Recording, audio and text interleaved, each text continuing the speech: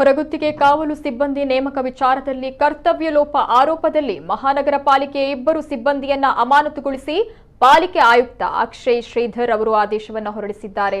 ಪಾಲಿಕೆಯ ಸಹಾಯಕ ಇಂಜಿನಿಯರ್ ರಾಜೇಶ್ ಮತ್ತು ಆಕೃತಿ ರಚನಾಕಾರ ಪುಷ್ಪರಾಜ್ ಅಮಾನತಿಗೆ ಒಳಗಾದವರು ಅಂತ ತಿಳಿದು ಬಂದಿದೆ. ಕದ್ರಿ, ಮಂಗಳೂರು ಹಾಗೂ ಸುರತ್ಕಲ್ ಪ್ರದೇಶಕ್ಕೆ ಹೊರಗುತ್ತಿಗೆಯಲ್ಲಿ ಕಾವಲು ಸಿಬ್ಬಂದಿ ನೇಮಕ ಪ್ರಕ್ರಿಯೆ ನಡೆಸಲಾಗಿತ್ತು. ಇದರಲ್ಲಿ ಸುರತ್ಕಲ್ ಪ್ರದೇಶದ ಹೊರಗುತ್ತಿಗೆ ನೇಮಕ ಸಮರ್ಪಕವಾಗಿ ನಡೆದಿತ್ತು. ಆದರೆ ಕದ್ರಿ ಮತ್ತು ಮಂಗಳೂರು ಪ್ರದೇಶದ ಹೊರಗುತ್ತಿಗೆ ನೇಮಕದಲ್ಲಿ ಗುತ್ತಿಗೆದಾರರಿಗೆ ಅನುಕೂಲವಾಗುವಂತೆ ಪಾಲಿಕೆ ನಿಯಮ ಉಲ್ಲಂಘಿಸಿ ನೇಮಕ ಮಾಡಲಾಗಿದೆ ಅಂತ ಆರೋಪಿಸಲಾಗಿದೆ.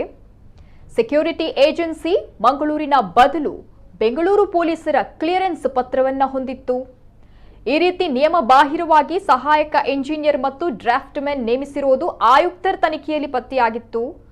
ಈ ಹಿನ್ನೆಲೆ ಟೆಂಡರ್ ರದ್ದುಗೊಳಿಸಿ ಅವರಿಬ್ಬರನ್ನು ಅಮಾನತುಗೊಳಿಸಿ ಆದೇಶಿಸಲಾಗಿದೆ. ರಾಜೇಶ್ ಅವರು ಪಾಲಿಕೆ ಸಿಬ್ಬಂದಿ ಅಲ್ಲ, ಅವರು ಲೋಕೋಪಯೋಗಿ ಇಲಾಖೆಯಿಂದ ಎರವಲು ಮೇಲೆ ಪಾಲಿಕೆಯಲ್ಲಿ ಕರ್ತವ್ಯದಲ್ಲಿದ್ದರು.